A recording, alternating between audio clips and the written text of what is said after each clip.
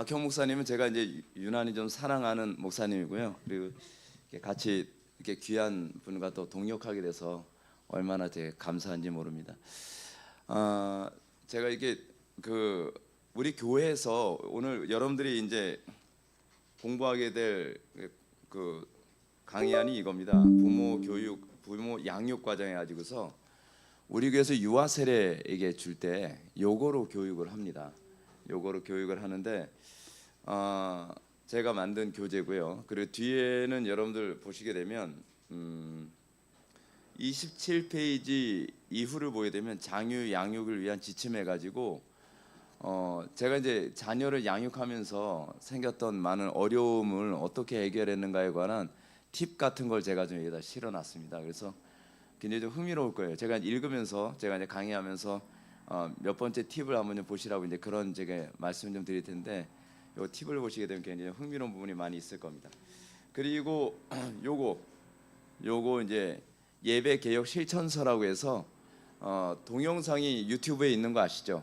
제가 이제 급하게 한 25분짜리 영상을 제가 땀 뻘뻘 흘리면서 우리 교회 그 테라스에서 그 찜통더위에서 제가 영상을 찍었는데 음질이 약간 좀 떨어지긴 하지만 제가 다시 한번 만들어야 되겠다 그런 생각을 하고 있어요. 근데 다시 만들어야 될까 말까 생각하는 게 뭐냐면 제가 원고 없이 제가 얘기를 한 거다 보니까 제가 보니까 또 그 영상이 또 잘 된 것 같아요. 그래서 다시 내가 이렇게 얘기할 수 있을까 싶어가지고 참아지 못하고 있습니다. 그래서 여러분들 요 교재도 이제 저희 교회에서 이제 특별히 이제 제작을 한 건데 이 자녀 대부분 이제 교회에서 애들하고 같이 예배를 드리는 문제가 굉장히 힘들고 어려운 문제로 지금 여겨지고 있거든요. 근데 저희 교회에서는 이렇게 애들하고 같이 예배를 하면서 얻는 유익이 굉장히 큽니다. 실제로 아이들의 경건의 수준이 주일학교 있는 그 교회보다 훨씬 수준이 높아요. 애들이. 근데 그럴 수밖에 없는 게 어른 설교를 들으면서 아이들이 크니까 아이들이 이게 적용하는 거나 생각하는 게 굉장히 좀 금방 성숙해져요. 재밌는 게 이제 뭐냐면 주일학교가 없으니까 이제 대부분 그 분들이 이런 질문을 합니다. 애들이 어른 설교 알아듣겠냐? 근데 우리가 이제 그 사실 인본주의 교육에 되게 익숙해져 있거든요. 그래가지고 우리가 어떤 식으로 익숙해져 있냐면 애들 설교는 무조건 쉬워야 된다고 생각을 해요. 근데 애들 설교는요 아무리 쉽게 해도 다 어렵습니다. 왜 어렵냐면 그냥 어차피 다 새로 배우는 거예요. 아무것도 모르는 상태에서 처음에 시작하는 거다 보니까. 그러면 이제 여러분들 이제 자녀 교육과 관련된 외국 서적을 보면 이런 얘기가 나옵니다. 애들 교육을 할 때 의도적으로 쉬운 단어 쓰지 말라고 하는 말이 있어요. 예를 들어서 어차피 아이들은 음식이라고 하는 단어를 배울 거거든요. 근데 아기 때 뭘 가르치냐면 맘마라는 걸 가르친단 말이에요. 굳이 그렇게 가르칠 필요가 없다는 거예요. 여러분 제가 이제 주로 활동하는 사역이 이제 자녀 교육 사역보다는 주로 이제 세계관 사역을 많이 하는데 세계관 사역을 하면서 제가 사람들한테 가르칠 때 이런 얘기를 합니다. 사람은 과연 어떻게 생각하는가? 저는 이제 생각하는 법을 이제 자꾸 가르치거든요. 근데 생각하는 거에 있어서 가장 중요한 핵심이 뭐냐면 사람들은 용어로 생각을 합니다. 단어로 생각을 해요. 어떤 단어를 사용하느냐에 따라서 그 사람의 사고의 수준이 결정되어져요. 그래서 예를 들어서 죄송합니다. 제가 요즘 목소리 컨디션이 별로 안 좋아서 좋은 목소리로 제가 강의를 드려야 되는데 예를 들어서요 생각한다는 말하고요 사유한다는 말은 이게 퀄리티가 되게 다르거든요. 근데 어렸을 때서부터 여러분들 영국에 가면은 영국의 귀족 아이들이 있거든요. 제가 이제 영국에 전에 강의 초청받아서 한번 강의를 하러 간 적이 있었는데 거기 선교사님이 이런 말씀하시더라고요. 영국에 어렸을 때서부터 귀족으로 이렇게 교육받은 아이들은요 우리나라식으로 한 초등학생 정도 나이만 돼도 머리를 완전히 가르마 딱 넘기고 그 금발에 아이들이 딱 머리 상상이 되죠. 걔네들은 이렇게 말하는 거나 행동하는 것 자체에서 귀품이 넘쳐가지고 어린애인데도 그냥 고개가 숙여진대요. 그러니까 어렸을 때 어떤 단어, 천박한 단어를 쓰느냐, 그렇지 않으면 저급한 단어를 사용하느냐, 그렇지 않으면 굉장히 고급진 단어를 사용하냐에 따라서 아이들의 사고방식이 굉장히 달라지죠. 근데 어른 설교를 들으면요 그게 그냥 익숙해져요. 그냥 설교 들으면서 몸에 그냥 익어버리는 거예요. 어렸을 때서부터. 그러면서 아이들이 어렵지 않니? 그러면 뭐 원래 다 어려우니까. 예. 그러니까 이제 설교 들으면서 아이들이 금방금방 익숙해지고, 그래서 이제 여러분들 이 교재 이제 뒤에 보시면요, 아이들이 그 6살짜리 아이가 그 예배 시간 설교 메모한 장면 같은 게 있습니다. 이게 28페이지에 있는데요. 6살짜리 아이가 설교를 메모를 하는데 어떻게 메모를 하냐? 그냥 그림 그려가면서 메모해요. 그러다가 이제 9살 정도 되면은 이런 식으로 메모하고 뭐 그렇게 되는 거죠. 아이들이 이런 식으로 이제 메모를 이제 하다 보면 아이들이 이제 초등학교 한 3학년 정도 되잖아요. 그 정도 되면은 이제 서서히 메모의 그 수준이 높아져 갑니다. 그래서 한 번은 이제 제가 이제 그런 걸 제가 봤거든요. 어떤 애가 이제 제가 설교할 때 철학자들 이름도 많이 나오고 뭐 현대 신학자 이름도 많이 나오고 그러거든요. 근데 현대 신학자 중에서 제가 뭐 키에르케고르라든지 그렇잖아요. 칼바르트 같은 사람들을 제가 이제 얘기를 하는데, 칼바르트 얘기하면 되게 어렵잖아요. 근데 대충 뉘앙스는 알겠는 거예요, 애들이. 그러니까 애들이 뭐라고 쓰냐면 칼바르트 나쁜 사람 뭐 이런 식으로 예.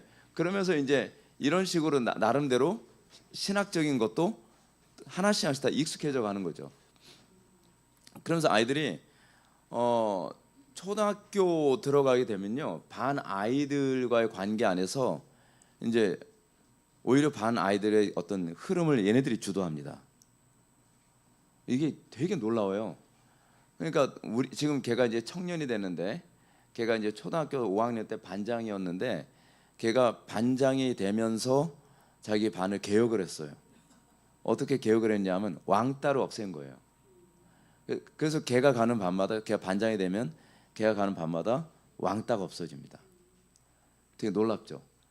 근데 그게 가능한 이유가 뭐냐면, 제가 이제 이런 얘기를 합니다. 이제 상당수의 목사님들이 제가 아이들이 이렇게 가르친다고 얘기를 하면, 목사님 애들은 좀 애들다워야 되지 않습니까? 라고 하는 이런 질문을 되게 많이 하시거든요. 그럼 제가 또 세계관 강사 아닙니까? 그러니까 제가 그런 또 말빨은 또 약간 있죠. 그래서 제가 그런 거죠. 애들이 애들답다는 것은 기준이 뭐죠? 라고 제가 질문 던지는 거예요. 제가 이렇게 질문 던지면 대부분 목사님들이 한 번도 생각을 안 해봤다는 거예요. 애들이 애들답다는 것이 애들이 신학적으로 어두워야 된다는 걸 의미하지 않거든요. 애들이 좀 더 지적이면 안 된다는 의미가 아니거든요. 순수해야 된다는 얘기예요. 근데 교리적으로나 신학적으로 높아진다고 해서 애들이 뭐 세속에 때가 묻는 건 아니거든요. 그러니까 애들이 애들다워야 된다라는 말을 잘못 이해를 해서 아이들한테 좀 더 수준 있는 신앙적 그 퀄리티로 아이들을 끌어올려야 된다는 걸, 그걸 접목을 못 시키는 거예요. 실제로 영국의 아이들 같은 경우에는 이미 초등학교 때 웨스트민스터 신앙 소결의 문답은 다 외웁니다. 그러니까 영국 신학교에서 공부하신 교수님들 얘기 들어보면 수업 시간에 신학생들한테 웨스트민스터 신앙고백서 몇 문 대답할 사람 손을 다 든대요. 손을 못 드는 사람은 우리나라 학생들만 손을 못 들어요. 걔들은 이미 주일학교 때 소결의 문답을 다 외웠으니까. 걔네들은 그걸 기반으로 해서 생각을 하는 거예요. 그럼 제가 이런 말씀드리죠. 그런 목사님들한테, 목사님, 아이들이 학교에서 죄 짓는 거 보면 어른들 수준으로 죄 짓는 거 알고 계십니까? 그렇다고 한다면 아이들이 학교에서 선을 행하려면 어른들의 수준으로 선을 행하지 않으면 걔네들이 이길 수가 없는 거예요. 그러면 우리가 더 아이들을 무장시켜서 걔네들의 악을 제압할 수 있는 어떤 경건과 지적 수준과 어떤 의지력을 애들한테 키워줘야 되겠죠. 그러니까 이 부분부터 우리가 철저히 무장을 좀 많이 해야만 합니다. 자, 이런 차원에서 이제 우리가 지금 말이 너무 길면 지금 시간이 너무 없으니까 오늘 유아 세례 부모 양육 과정을 하는데, 이 안에 이제 자녀 양육과 관련된 내용들이 다 들어 있습니다. 자, 뭐 1과 먼저 한번 보시게 되면 세례란 무엇인가라고 하는 분 한번 보시기 바랍니다. 1페이지입니다. 세례란 무엇인가? 뭐 목사님들이나 뭐 사모님들 뭐 여기 계신 분들 다 세례가 무엇인지 아시겠지만 세례라고 하는 기본 개념을 가지고 있어야 사실은 자녀 양육이 이게 제대로 시작이 됩니다. 자녀 양육이라고 하는 것이 우리 청교도들 같은 경우에는 원래 개혁파 교회나 청교도 교회들은요 자녀 양육에 굉장히 많이 비중을 뒀습니다. 근데 여러분들 먼저 이것부터 염두에 두셔야 되는 게 뭐냐면 무슬림이나 유대인들은 자녀 양육을 무식하게 강력하게 하고 있는 거 여러분 알고 계십니까? 그 사람들은요 어렸을 때 애가 태어날 때서부터 애가 예를 들어서 무슬림들이 이럽니다. 애가 딱 태어나면 애가 가장 먼저 들어야 되는 소리는 알라는 위대하다라는 소리여야 된다 그런 거예요. 그래서 아빠가 태어난 아이의 귀에다가 알라는 위대하다라는 소리부터 심어준대요. 그리고 나서 아이들한테 꾸란을 암송하게 합니다. 그래서 상당수 아이들이 성인이 되면 꾸란을 달달달 외워요. 그리고 걔네들이 집안에서 계속 꾸란과 관련해서 꾸란 해설서가 있거든요. 그걸 계속 공부합니다. 계속 공부해요. 학교에서 이제 집에서도 공부하고 이 무슬림들 모이는 일종의 회당 같은 데 있잖아요. 그럼 모스크 가서도 계속 배우고 학교 가서도 계속 배웁니다. 그러니까 세뇌의 세뇌. 근데 그게 유대인들의 교육 방식을 그대로 카피한 거거든요. 유대인들은 가정에서 교육을 시키거든요. 자녀 교육을. 근데 우리는 자녀 교육이 위탁 교육이 됐잖아요. 원래 19세기에 이 주일학교 문화가 생기기 전에는요. 자녀 교육은 위탁 교육이 아니라 가정 교육이었습니다. 자녀 신앙 교육은. 근데 이제 산업혁명 들어오면서 이제 이 교육이 가정에서 위탁 교육으로 모든 게 다 바뀌면서 이 썬데이 스쿨 같은 게 이제 다 나오기 시작을 한 거죠. 자, 그런데 유대인들은 애가 태어나면 어렸을 때서부터 모세오경을 암기를 시키죠. 그리고 걔네들을 탈무드 교육시키죠. 근데 탈무드 교육시키는 걸 가정 그리고 회당 그리고 학교에서 계속 교육을 시켜요. 오죽하면은 부부가 결혼을 하잖아요. 결혼하면 여자는 직장을 나가고 남자는 신학교를 들어갑니다. 의무적으로요. 1년 동안. 그 1년 동안 거의 그냥 갇히다시피 해서 1년 내내 신학 교육을 배우는 거예요. 그리고 나서 1년 끝나면 남편은 다시 직장으로 돌아가고 아내는 가정으로 돌아와서 그때서부터 가정에서 자녀들을 돌보는 거예요. 가정을 돌보는데 유대인들은 애를 무지하게 많이 낳죠. 이게 유대인들과 무슬림의 공통점이 뭐냐면 애를 무지하게 많이 낳는다는 겁니다. 근데 뉴욕에 있는 그 유대인들 보니까 애를 10명을 낳았어요. 와, 그 이름 외우기도 힘들겠어요. 근데 애들 10명을요 교육을 시키는데 아빠가 회사 출근했다가 이제 퇴근해서 집에 들어오잖아요.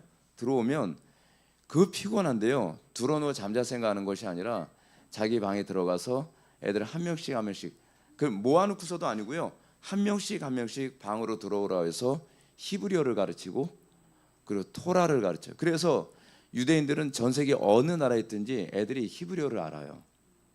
그 토라를 다 알고요. 그러니까 아이들이 그러면서 평소에는 엄마들이 계속 그 10명, 말이 10명이지 우리 한두 명 키우는 것도 힘들어서 막 그러지 않습니까? 우리 교회 집사님 같은 경우는 애 셋을 키우는데 셋째 낳고 나니까 입이 돌아가더라고요. 너무 힘들다고. 근데 그럼에도 불구하고 유대인들은 10명을 키워요. 10명을. 근데 무슬림도 애 많이 낳기로 유명하잖아요. 힘 닿는 데까지 낳죠. 근데 와이프가 또 더 많아요. 걔네들은.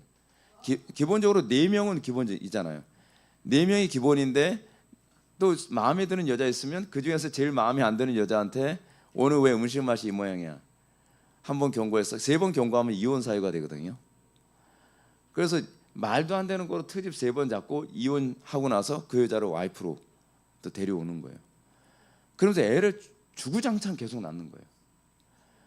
근데 이 모습이 지금 미국의 교회도 그런 거 알고 계십니까? 미국에서도 애를 가장 많이 낳는 그 인종이 백인이에요. 그것도 보수 기독교인들. 보수 기독교인들은 미국이나 여러분 영국 가보시면 아시겠지만 흑인들이나 동양 사람들은 애가 별로 없습니다. 애 한둘 데리고 다니는 게 전부거든요.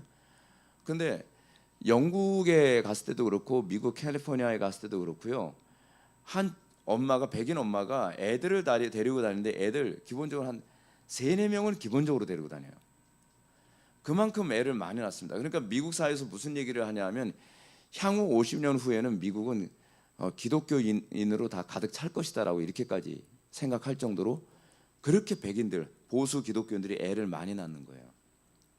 그러니까 우리나라가 지금 어떤 면에서는 굉장히 좀 심각하죠. 애도 안 낳고 애도 양육을 안 하려고 하고, 그리고 자녀 양육을 다 교회에다 맡기든지 유치원에 맡기든지 뭐 그렇지 않으면 뭐 좀 의식이 있다고 하는 그런 엄마들은 선교원에 맡겨나왔는데 그게 과연 의식이 있는 건지 좀 공감이 잘 안 돼요. 자, 1차적으로 먼저 우리 성경 말씀 한번 보시겠습니다.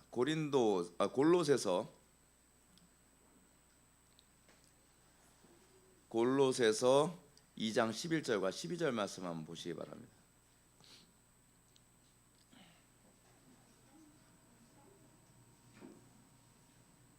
골로새서 2장 11절과 12절 말씀. 또 그 안에서 너희가 손으로 하지 아니한 할례를 받았으니 곧 육의 몸을 벗는 것이요 그리스도의 할례니라.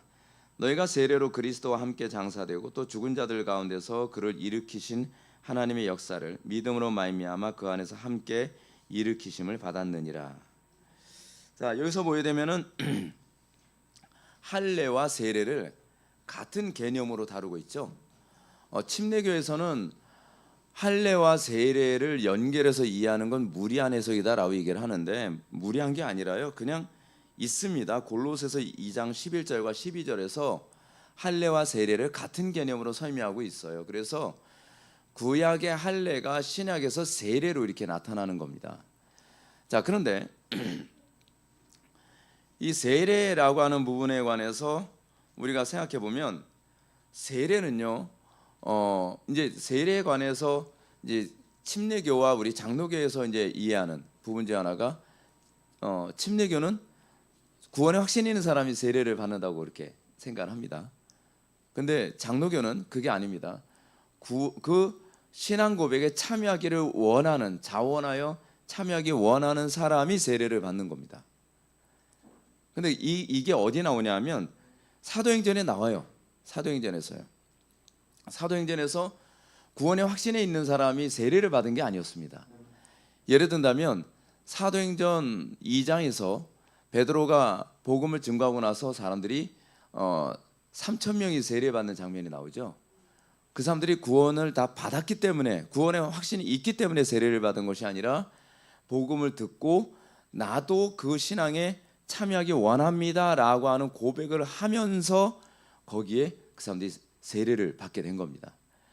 근데 사도행전 8장으로 넘어가게 되면 사마리아에서 빌립이 복음을 증거하는 장면이 나오게 되는데, 거기서 빌립이 복음을 증거할 때에 세례를 받은 사람 중에 마법사 시몬도 거기에 세례를 받는 장면이 나옵니다.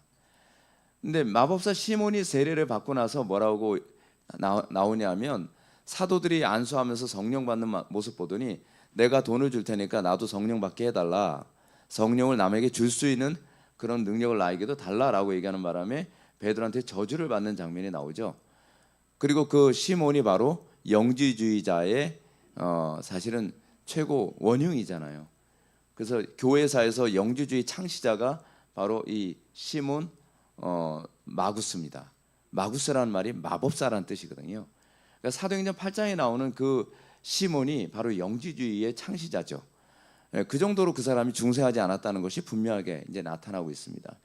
그래서 성경적으로 봤을 때 장로교나 뭐냐를 떠나서 성경적으로 봤을 때 신학적으로 보게 되면 세례는 중생한 사람 또는 구원의 확신 있는 사람이 받는 것이 아니라 그 신앙 고백에 참여하기 원합니다라고 하는 사람들이 세례를 받는 겁니다. 자, 그러면 우리가 이 세례와 관련해서 먼저 2페이지로 넘어가면 세례는 어디에서 유래했는가라고 하는 부분 한번 보시기 바랍니다.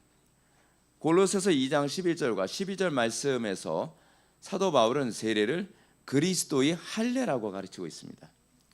그리고 이 세례를 육의 몸을 벗는 것이라고 하고 있죠. 그래서 육의 몸을 벗는 것은 그리스도와 함께 죽고 그리스도와 함께 부활한다는 의미입니다. 우리가 이 세례에 관한 부분은 제가 이제 간단하게 설명하고 자, 유아 세례 쪽으로 제가 넘어가야 될 것 같아요. 자, 근데 이 부분이 베드로전서 3장 21절에서도 이제 또 나타나야 되는데 베드로전서 3장 21절 자, 한번 읽어드릴게요. 물은 예수 그리스도께서 부활하심으로 말미암아 이제 너희를 구원하는 편이 곧 세례라. 이는 육체의 더러운 것을 제하여 버림이 아니요 하나님의 선한 양심의 간군이라. 이 세례를 통해서 물로 세례라고 하는 것이 씻을 세자인 거 아시죠? 씻을 세자가 예식 예자를 사용합니다. 씻는 예식입니다. 죄를 씻는 예식이죠. 그런데 이 부분을 침례교에서는 씻는 예식이 아니라 담그는 예식이다라고 해가지고서 침례라고 해서 그래서 담글 침자 사용해서 침례라고 이렇게 얘기를 합니다. 뭐 어떤 면을 사용해도 뭐 상관없습니다. 이게 씻는 예식이든 뭐 담그는 예식이든 뭐 상관이 없어요. 핵심은 이거죠. 옛사람은 죽고 새 사람으로 다시 태어난다라고 하는 의미를 갖고 있는 것이 세례가 가지고 있는 의미죠. 근데 이 예식이 창세기 17장에 나오는 이 할례와 관련을 맺고 있습니다. 자, 할례를 할 때 우리가 2장에서 이제 그 얘기를 할 텐데 할례는 누가 행하나요? 할례는 누가 해줄까요? 예, 아버지가 합니다. 이게 굉장히 중요한 부분입니다. 아주 중요한 부분이에요. 할례에 관해서는요, 제사장이 한다, 누가 한다 그런 말이 아예 없어요. 할례는 그래서 누가 주로 했냐면 아버지가 했어요. 그 이유가 뭐냐면 자녀들의 마음의 할례는 부모가 시켜주는 거라는 거예요. 그러니까 마음의 할례를 대부분 교회 전도사님이 해주길 바라잖아요. 교회 목사님이 해주길 바라잖아요. 근데 실제로 뭐 목사님도 계시지만 대부분 목회 사역하면서 가장 안 변하는 아이들이 어떤 아이들이냐면 부모가 신앙이 개떡 같은 집안의 아이들이 제일 안 변합니다. 오히려요, 신기한 게 부모가 예수 안 믿는 아이들이 잘 변합니다. 제가 부교육자 생활을 7년 했거든요. 7년을 하면서 매번 느낀 게 뭐냐면 장로님 아들 진짜 안 변합니다. 장로님 아들, 안수집사님들 아들, 교회 재직들 자녀들 진짜 안 변해요. 근데 부모가 불신자인 아이들이 어떻게 전도받아 왔는데 걔네들은 오면은 막 변합니다. 애들이. 그 이유가 뭔가 해보니까 전도사님이 자기 신앙의 기준이 되는 거예요. 그러니까 전도사님이 자기 신앙의 기준이 되니까 전도사님에 의해서 마음의 할례가 일어나는 거예요. 근데 대부분의 아이들은 그 교회 다니는 아이들은 그 마음의 그 신앙의 기준이 누굽니까? 부모잖아요. 부모를 기반으로 해서 마음의 할례를 받는단 말이에요. 근데 전도사님이 아무리 목이 터져라, 전도사님이 바로 접니다. 제가 아무리 목이 터져라 설교를 해도 집에 돌아갔다 오면 애들이 배나 더 강팍해져서 와요. 그 왜 강팍해져서 오나 했더니 부모가 그러는 거예요. 야 그렇게까지 안 살아도 돼. 원래 전도사님들이나 목사님들은 원래 그런 식으로 얘기하는 거예요. 그런 식으로 마음의 할례가 아니라 마음에 철갑을 씌워서 보내요. 그러니까 얼마나 힘듭니까? 이거는 전국의 어느 교회 가나 다 똑같이 하는 소리예요. 제가 사랑의 교회 그 부목사님들하고도 좀 그 친분 있는 목사님들이 많은데 그 목사님들도 똑같이 그 얘기해요. 부모님이 불경건한 집 애들은요 도무지 안 변한대요. 그러니까 예수님께서 그러시잖아요. 바리새인들이나 사두개인들 보고 너희들은 산과 들과 바다로 두루 돌아다니면서 영혼을 구원한다고 하다가 배 하나도 지옥 자식 만든다고요. 근데 그게 이 성경 말씀 그대로입니다. 자, 그럼 우리 한번 먼저 할례 개념부터 먼저 정리하고 그 다음에 2장으로 넘어갈게요. 할례가 구체적으로 의미하는 바가 무엇입니까? 반가로 1번 한번 다 같이 읽어보시겠어요? 시작. 예, 할례를 할 때 이 할례라는 말 되게 민망한 거 아닙니까? 그렇죠? 이 소위 할례가 뭐죠? 사람들이 물으면 제가 그냥 한 단어 쉽게 이해하면 포경수술. 이게 근데 이제 학생들 사이에서 이런 얘기가 되게 민망해하죠. 근데 이게 이 할례를 통해서 이 할례가 지금식으로 생각하면 안 됩니다. 옛날 할례는요 목숨을 거는 거였거든요. 지금은 병원 가서 마취하고 아주 청결하게, 그리고 뭐 항생제 같은 거 다 있어가지고서 그냥 안전하게 하잖아요. 뭐 포경수에서 죽었다는 사람 없잖아요. 근데 옛날에는 이거 하다가 죽는 일이 비일비재하는 거예요. 요즘에 엄마들 중에서 애 낳다가 죽는 일 거의 없잖아요. 옛날에는 애 낳다가 죽는 일 얼마나 많았습니까? 그 정도로 이게 위험한 거거든요. 근데 할례도 옛날에는 뭐로 했죠? 칼로 안 했죠. 이게 차도를 깨뜨려 가지고 날을 세워서 이 포피를 찢는 거예요. 마취도 안 하고. 그러면 이게 얼마나 끔찍하겠습니까? 이게요. 비명질러도 팔다리 다 붙잡고 그냥 이거를 이게 짓이겨서 이걸 뜯어내는 거예요. 근데 그러면 할례를 한다고 하는 신앙 고백이 보통 고백이 아니죠. 그러니까 여러분 그 창세기에서 그 야곱의 자녀들이 자기 여동생 그 여동생을 겁탈한 그 사건이 있고 난 다음에 레위하고 누굽니까 이렇게 몇 명이서 가가지고서 뭐 할례 받게 한 다음에 다 죽여버리잖아요. 못 일어나는 거예요. 아무리 목숨이 위험이 있다는 걸 느껴도 저항할 수 없을 정도로 통증이 극심한 겁니다. 지금 상태하고는 완전히 비교가 안 돼요. 이 염증이 번지기 시작하면은 그냥 목숨이 그냥 끊어지는 거거든요.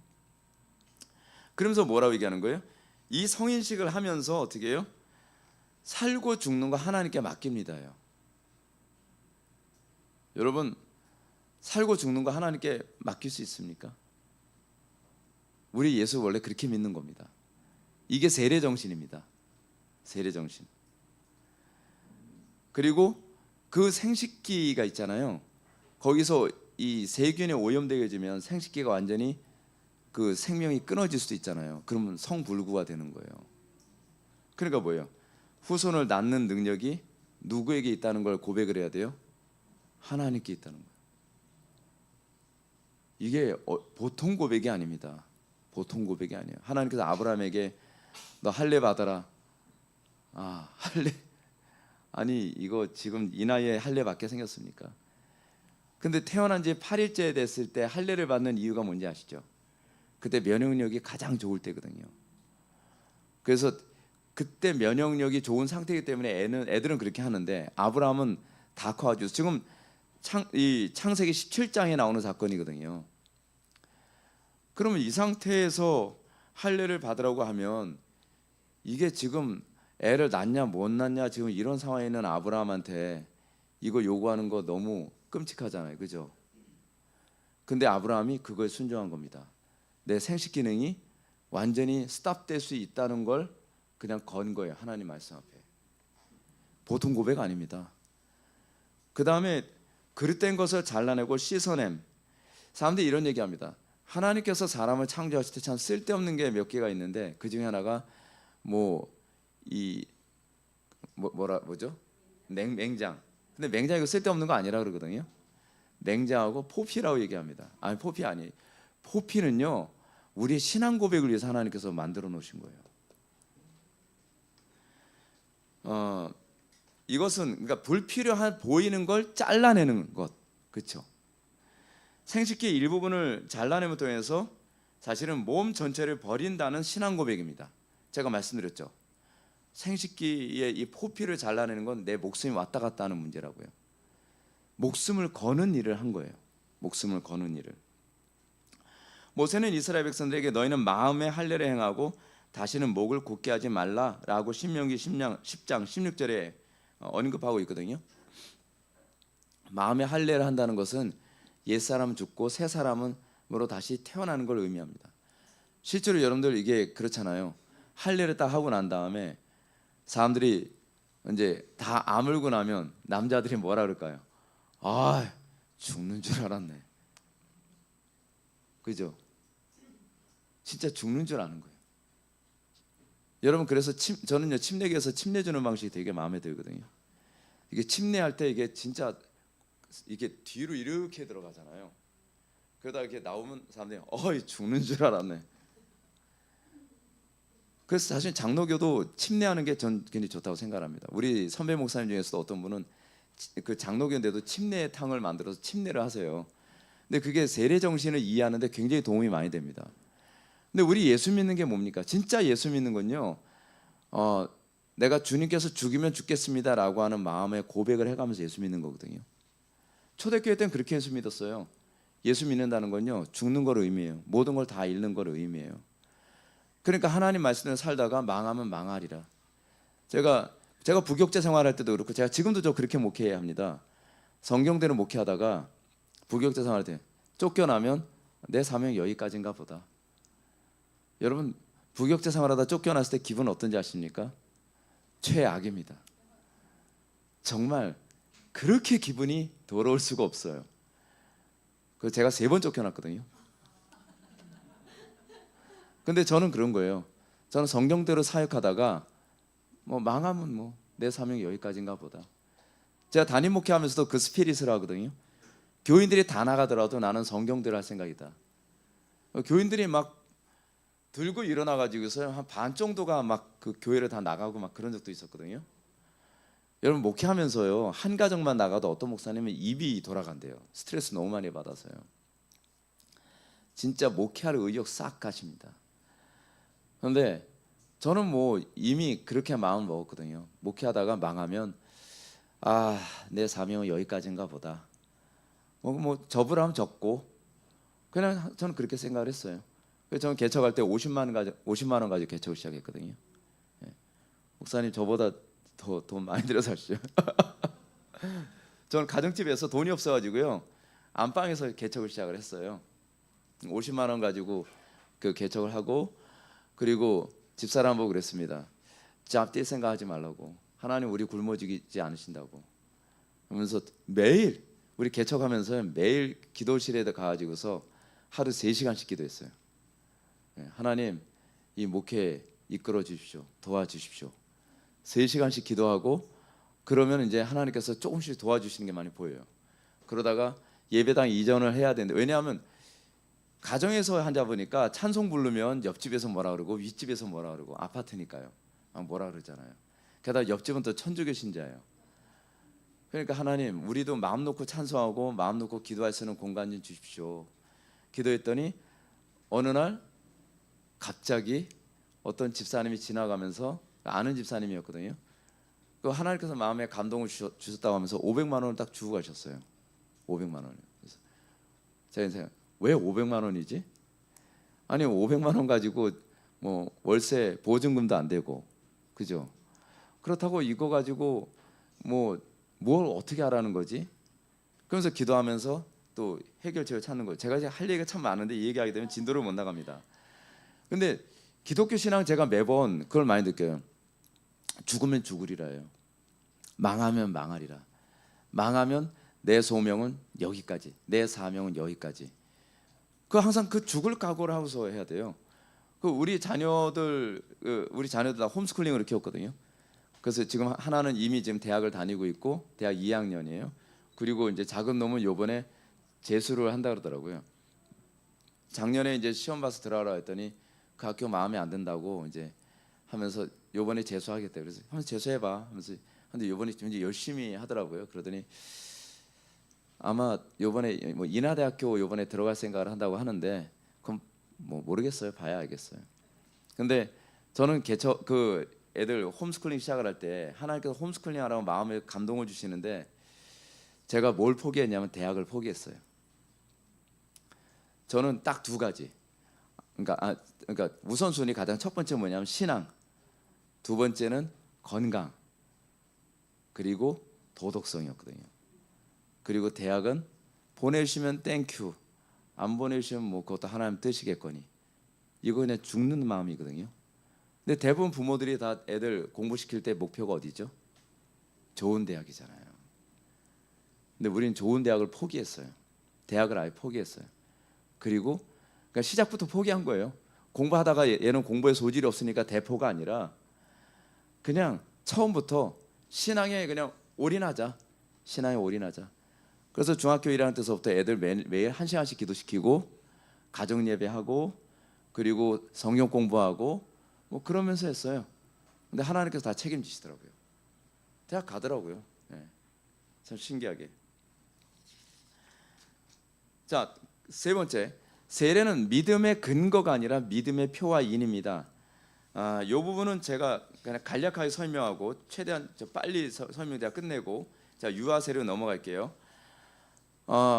대부분 이게 제가 아까 말씀드렸던 것처럼 침례교에서는 세례가 구원의 침례교에서는 구원 받은 사람이 세례를 받는 거라고 생각하고요. 천주교에서가 문제인데 천주교에서는 세례가 구원의 근거입니다. 그러니까 제가 천주교 교리에 대해서 제가 잠깐 말씀드릴게요. 천주교에서는 어떻게 구원을 받냐면 천주교에서도 여러분 천주교인들 만나서 니네들 믿음으로 구원만 안 받고 행위로 구원받는다고 하잖아. 그러면 걔네들은 아니야. 우리도 믿음으로 구원받아 라고 그렇게 얘기합니다. 근데 그 믿음의 대상이 뭐냐면 성례에 대한 믿음입니다. 성례의 효력이 있다고 믿는 거예요. 그래서 그 사람들은요. 세례를 받을 때 신부가 세례를 주잖아요. 세례를 주면 은혜가 주입이 된다고 생각합니다. 그 은혜의 주입 교리가 있거든요. 그래서 그때 세례를 받을 때 칭의가 된다고 생각을 해요. 우리는 믿음으로 칭의가 되잖아요. 근데 천주교에서는 세례로 칭의가 돼요. 칭의를 2번 받아요. 첫 번째는 세례로 칭의를 받고요. 근데 이 세례로 칭의가 불완전해요. 그래서 공덕을 많이 쌓아야 돼요.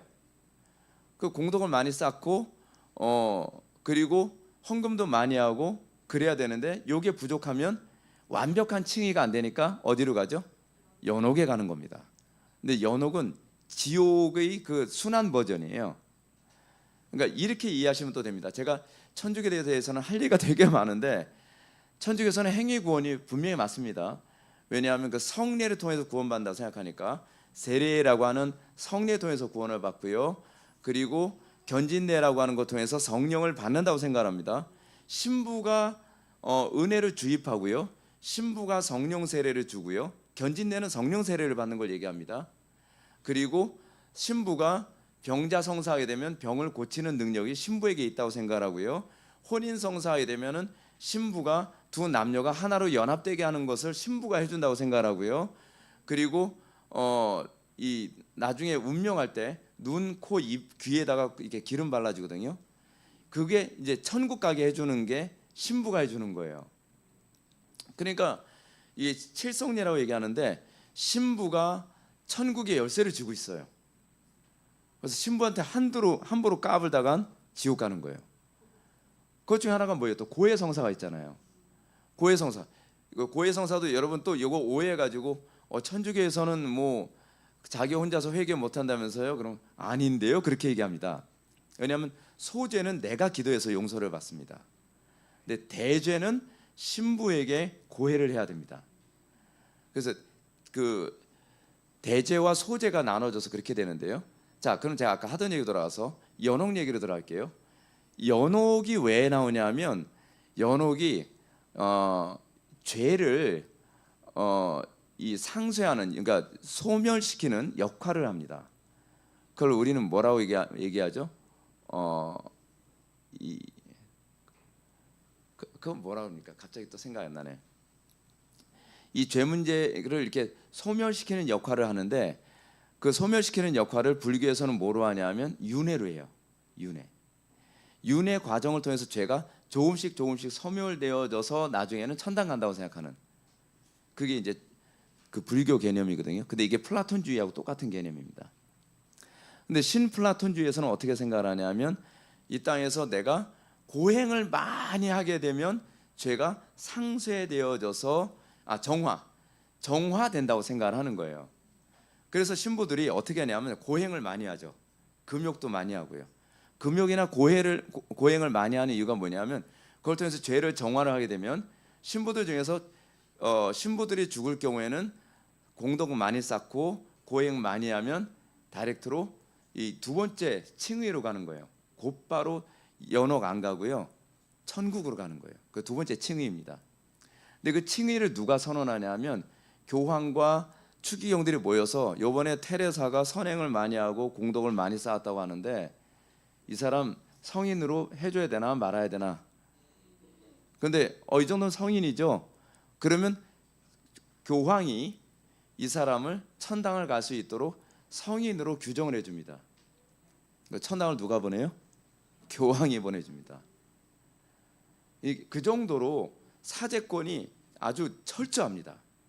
그래서 두 번째 칭의는 교황이나 추기경들에 의해서 결정되어져요. 그런 식으로 이제 구원이 결정되어지는 겁니다. 철저히 행위 구원이 되는 거죠. 그래서 하여간 천주교에서는 세례가 믿음의 근거라고 생각하는데 기독교에서는 세례가 믿음의 표와 인이라고 합니다. 믿음의 표와 인이라는 말은요, 믿음으로 언약을 받으면 표징이 나타난다는 겁니다. 믿음으로 언약을 받으면 구원받은 자의 증거가 나타나죠. 마음에 할례 받은 자의 증거가 나타나는 거죠. 그 증거가 뭐로 나타나죠? Sanctification, 성화로 나타나는 거죠. 성화가 우리 그 개혁파 교리에서요, 성화는요 마음에 할례 받은 자의 표입니다.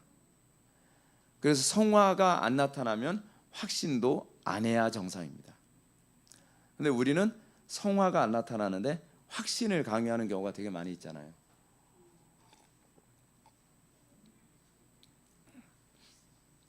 자,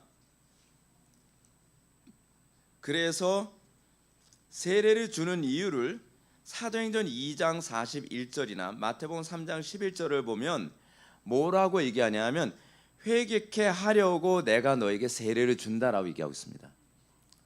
회개했기 때문에 세례를 주는 것이 아니라 회개케 하려고 세례를 주는 겁니다. 구원의 조건이 아니라 구원이 어떤 식으로 일어나는지를 사람들에게 보여주는 거예요. 일종의 프로그레스를 보여주는 거예요. 이 그림을 통해서. 그래서 내가 진짜 구원받기 원한다고 한다면, 내가 정말 거듭난 사람이 되려고 한다면 옛사람은 십자가에 못 박고 새 사람은 다시 태어나야만 되는구나 라고 하는 걸 세례라고 하는 일종의 드라마를 통해서 설명해 주고 있는 겁니다. 그래서 표와 인이 된다고 얘기하는 거예요. 예. 세례가 요구하는 고백의 내용이 뭐냐 하면 첫째, 4페이지입니다. 세례를 통해서 교회의 일원이 된다는 의미를 내포합니다. 원래는 세례가요 회원 자격을 부여하는 거였습니다. 초대교회에서는요. 근데 이제는 세례 정신이 없어지니까 교회 회원 자격이 이상하게 됐죠. 그래서 우리나라에는 뭐가 있냐면 학습이라는 과정이 들어가죠. 원래 학습이라고 하는 건 우리나라에만 있습니다. 그 이유가 뭐냐면 선교사들이 왔는데 이 조선 사람들은 이상하게 아무리 교육을 시켜도 사람들이 세례 받는 사람들 행동이 안 변하더라는 거예요. 그래서 안 되겠다. 학습이라는 과정 에서 좀 더 교육을 좀 더 많이 해야 되겠다 해서 학습이라는 과정이 있었고요. 학습 과정을 한 다음에 그 다음에 세례를 줬습니다. 원래 성경적으로 보면요, 이 사람이 신앙 고백하고 나 예수 믿기 원합니다 하면 세례 줘도 무방합니다. 신학적으로요. 그러니까 성경적으로. 근데 이 총회나 교단에서 한국 사람들이 가지고 있는 한국 사람들 있잖아요. 고백하고 행동하고 다르게 나와요. 고백은 기껏 이렇게 해놓고 나서 행동은 다르게 해요. 그게 아무렇지도 않단 말이에요. 근데 서구 사회에서는 안 그렇거든요. 서구 사회, 특히 이제 일본이 서구 사회 영향을 많이 받아서 일본 사람은 자기가 말하거나 약속하면 반드시 지키거든요. 근데 어떤 사람이 이런 얘기합니다. 일본은 기독교 인구가 0.1%밖에 안 되는데 어떻게 기독교 세계관이 들어갔다고 생각할 수 있죠? 라고 하는데 사실은 기독교 세계관이 들어가서 그렇다고 하는 걸 일본의 정부가 인정을 했습니다. 일본 정부 기관지인 재팬타임즈 사설에서 오늘날 일본 사람들의 도덕성과 사고방식은 어떻게 만들어졌는가, 이것은 기독교가 가져다 준 선물이다라고 하는 걸 인정을 했어요. 그러니까 기독교 세계관이, 그러니까 일본 사람들은 어떠냐면 기독교에 나게 되면은 그냥 덮어놓고 믿어줍니다. 약속을 반드시 지키니까. 그러니까 우리나라 사람들이 일본에 가서 그 전도를 하잖아요. 그럼 어떤 여학생한테 이제 복음을 전했는데 이 여학생이 제가 지금 시간이 없고요. 또 우리 부모님이 아무한테나 함부로 이런 거 받지 말라 그랬어요. 제가 내일 이 시간대 와가지고서 부모님 모시고 올게요 그러는 거예요. 그럼 우리나라에선 그게 무슨 얘기죠? 거절하는 언어죠. 근데 그 시간 갔더니 진짜 부모 대동에서 왔더래요. 걔네들은 말하면 지킨다는 거예요. 근데 우리나라는 거짓말이죠. 그 예를 들어서 제가 우리 교회 서약식이 있거든요. 서약식이 있는데 서약식을 해도 서약 한 대로 행동을 안 해요. 진짜 약속 안 지킵니다. 약속 안 지켜요. 그래서 서약식에다가 뭘까? 여러분들 사실 서약식이 필요 없는 게 뭐냐면 우리가 세례 받을 때 그 서약 내용 안에 잘못하면 권징 받겠습니다. 이거 교회 질서 지켰으면 다 있는 거 아시죠? 그 있는데 우리가 그것 때는 안 지키니까 기억을 못 해요. 서약식 내용이 사실 그거 내용이거든요. 그래서 이제 다시 상기시키고 우리 교회 등록할 때 서약식 하고 나면 예배 늦잖아요. 맨 앞자리에 권징석이 있거든요. 지각하면 무조건 권징석에 앉혀요. 벌 받는 자리죠. 그리고 무단결석, 사전 통보 없이 무단결석을 하잖아요. 그럼 권징석에 앉아요. 그 교회 안에서 분란을 일으키거나 분파 형성을 하는 어떤 내란 폭동죄 그런 거 있잖아요.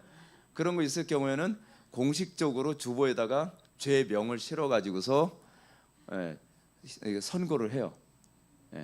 그래서 이제 우리 그 당회 조직 이제 준 당회가 있는데 모여서 이 사람이 이러이러한 죄를 저질렀는데 이제 권징 수위를 정해 가지고 징계를 합니다.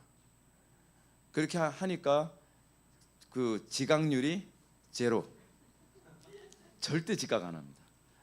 그러니까 항상 지각할까 봐 예배 전에 한 30분 전에는 미리 다 와 앉아 있어요. 철저합니다. 철저히. 그리고 수련회 갈 때 늦으면 그냥 두고 가요. 시간 약속은 철저하게 지킵니다. 근데 그게 이게 너무한 게 아니에요, 여러분.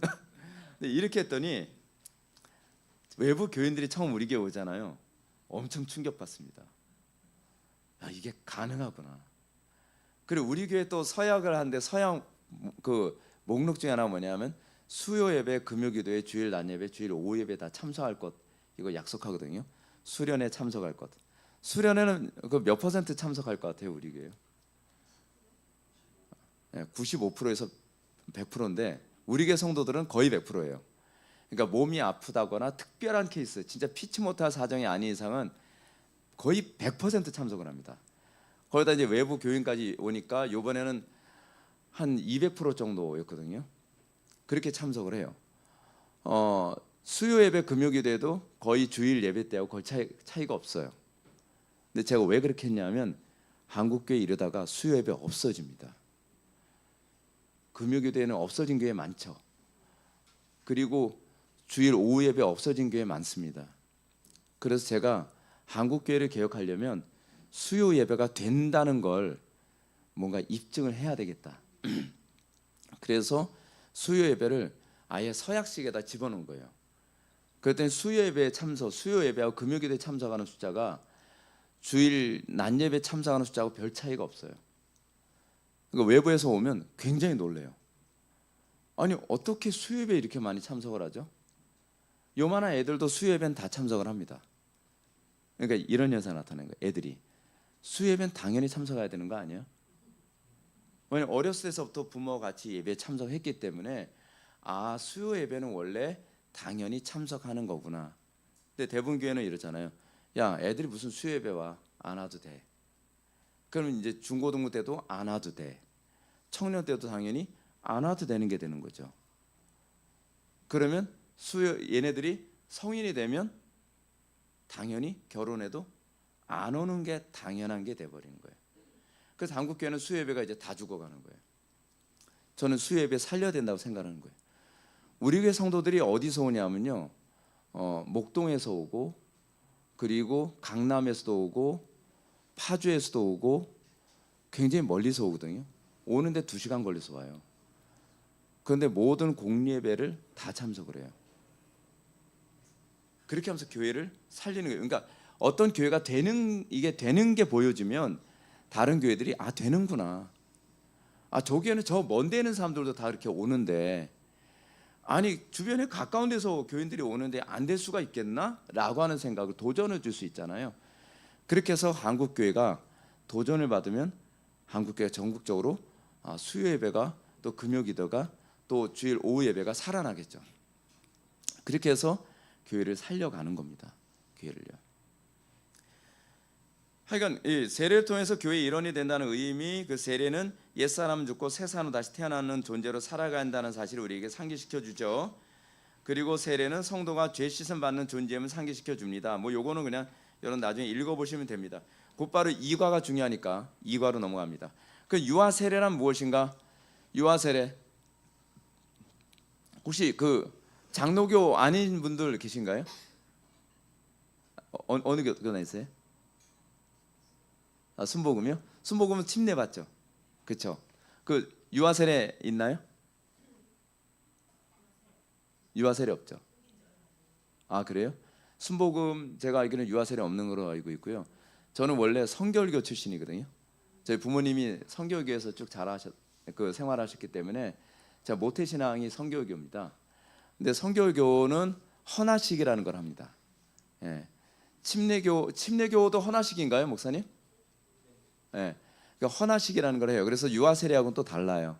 하나님께 우리 자녀를 바칩니다. 뭐 이런 식이거든요. 근데 장로교만 이제 유아 세례를 이제 얘기합니다. 근데 유아 세례가 성경적인 이유가 뭐냐면 할례, 제가 아까 여러분들 우리 같이 봤던 말씀처럼 할례가 이 신약에 와서 세례로 이렇게 나온 거거든요. 그러다 보니까 성인만 할례를 받은 것이 아니라 너와 내 집에 있는 자녀들과 종들까지 다 할례를 행하라라고 했기 때문에 어렸을 때 할례를 행합니다. 그럼 이제 제가 만나고 있었던 성결교나 침례교나 그 감리교 뭐 이런 데에서 무슨 얘기를 하냐면 아이들이 신앙 고백을 안 하는데 그럼 이게 의미가 있습니까? 라고 이런 질문을 하거든요. 그런데 사실은 유아 세례의 궁극적 고백은 부모에게 이걸 요구하는 겁니다. 유아 세례는요, 사실은 우리에게 뭘 요구하는 거냐면 자녀의 신앙 교육은 부모 책임이라는 것을 강조하고 있는 것이 유아 세례입니다. 그래서 저는 유아 세례가 너무 중요하다고 생각하는 입장이에요. 저도 처음에는 유아 세례 받아들이기 되게 어려웠거든요. 저는 성결교에서 자랐으니까요.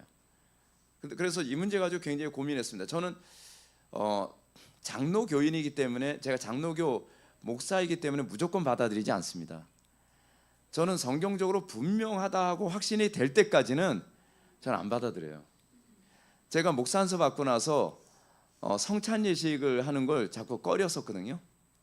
꺼린 이유가 뭐냐면 성찬 예식이 믿음에 별로 유익이 안 되는 것 같아요. 성찬 예식 하는데 너무 형식적인 것 같고, 성찬 예식 하면서 이게 은혜 받는 걸 잘 모르겠더라고요. 그래서 제가 은혜가 안 되는 걸 성도들한테 성찬 예식을 거행하기가 너무 마음이 불편해서 점점 성찬 예식을 해야 될 시즌이 점점 가까이 오는데 어떻게 하나 해가지고 그 다음부터 성찬 예식에 관한 책들을 들이파기 시작을 했습니다. 그런데 아무리 읽어도 이게 성찬 예식과 관련되어진 우리 개혁파 쪽에서 나온 책이 이렇게 마땅한 책이 별로 없어요. 이렇게 납득될 만한 책이. 근데 그걸 어디서 찾았냐면 오리지널인 그 칼빈의 기독교 강요 4권 그 성찬에 관하여라고 하는 부분에서 이래서 성찬을 해야 되는 거구나라고 하는 걸 알게 됐고, 그래서 성찬 예식을 이제 마음 놓고 할 수 있게 됐고요. 성찬 예식 할 때마다 성도들이 은혜를 엄청 많이 받습니다. 진짜요. 그리고 제가 지금 노회장인데 우리 노회에서 성찬 예식을 할 때 우리 교회에서 하는 영적 인재론 그 방식으로 성찬 예식을 거행을 하는데요. 거의 이제 사모님들이 지난 본노회 때 같이 참석을 하셨었는데 사모님들이 목사님 오늘 성례 너무 은혜가 되더라고요. 이런 얘기 많이 해요. 성찬 예식이. 근데 그게 성경대로 하면요 정말 믿음의 유익이 분명히 있습니다. 분명히 있어요. 근데 유아 세례에 대해서도 제가 고민했는데 찾아보면서 나중에 알고 보니까 유아 세례는 꼭 해야 되겠더라고요. 근데 유아 세례를 왜 하라고 했는가? 유아 세례가 자녀 양육 문제와 직결되어 있는데요. 이 문제는 아담이 타락 이전에 하나님의 형상으로 땅을 가득 채우게 될 후손을 생산하는 것과 관련을 맺고 있습니다. 이는 제사장 나라를 만드는 데 목적이 있어요. 무조건 생육하고 번성하는 거에만 목적이 있는 게 아닙니다. 자식을 낳고 나서 그 자녀들을 어떻게 키워야 돼요? 거룩한 제사장 나라가 되게 만들어야 돼요. 거룩한 제사장 나라. 그래서 이 레위기 성 찾지 맙시다. 그냥 중요한 건 이거죠. 하나님께서는 우리에게 요구하신 건 뭐냐면 하나님보다 자녀를 더 사랑하지 말라고 하는 부분을 먼저 경고하고 계십니다. 자녀들을 통해서 제사장 나라로 만들려면요, 자녀에 대한 개념부터 잡혀야 되거든요. 자녀는요, 내 것이 아닙니다. 우리 그것부터 염두에 둬야 돼요. 하나님께서 아브라함에게 이삭을 주셨잖아요. 이삭을 주시고 나면 100세 때 이삭을 받았잖아요. 그럼 이삭 받고 나면 당연히 뭐가 되기가 쉽습니까? 우상 되기 쉽죠. 그래서 하나님께서 이 아브라함의 신앙이 이삭에게 전수되도록 하기 위해 하나님께서 먼저 저울질하신 사건이 있죠. 뭐죠? 네 아들 이삭을 제물로 드릴 수 있니? 라고 하는 겁니다. 그게 우리가 자녀들의 마음에 할례를 주는 방식 중에 하나입니다. 네 자녀를 하나님께 제물로 드릴 수 있니? 라고 하는 거죠. 드릴 수 있겠습니까? 여러분, 하나님 뜻대로 여러분들 키워야 됩니다. 요즘 여러분 이방 종교 요즘 전 세계 좀 난리잖아요. 지금 전 세계에서요 그 몰렉 제사가 점점 늘어나고 있습니다. 몰렉 제사가요. 여러분 미국 땅 안에서만도 아이들이 그 1년에 몇천 명씩 애들이 사라진다는 거 알고 계십니까? 그 걔네들 사라져서 어떻게 됐을까요? 제물로 바쳐지고 있어요. 남미에서는 더 심해요. 그 남미에 보게 되면은 그 뿔 달린 그 사탄 형상이 있거든요. 사탄 형상이 있는데 그거를 그 사탄 형상은 뭐라 그러죠? 이거 오랜만에 얘기하니까 잘 기억이 안 나네. 그 마포맷이라고 얘기하는데 아이가 둘이 이렇게 쳐다보고 있고 이렇게 올려다보고 있고 사탄이 손을 이렇게 하면서 있습니다. 근데 그거에 뭐냐면 아이들을 몰록 제사하는 동네마다 그걸 다 하나씩 다 심어놓거든요. 근데 미국에도 여러 동네에 바포맷을 동상을 막 세워놨어요. 지금 그렇게 돌아가요. 전 세계가요. 근데 대부분 이방 종교에서요 자기 신에게 신앙 고백하는 방식 중에 하나는 자녀를 제물로 바치는 거거든요. 그 정도로 철두철미하다는 거예요. 그 사람들의 종교가. 근데 우리에게 있어서 가장 우상이 되기 쉬운 게 뭐냐면 자녀들이거든요. 왜냐하면 자녀들을 통해서 우리가 내 소원을 성취하려고 들어요. 야 나는 뭐 살 때 뭐 별로 좋은 대학 못 들어갔지만 너는 서울대 들어가야 돼.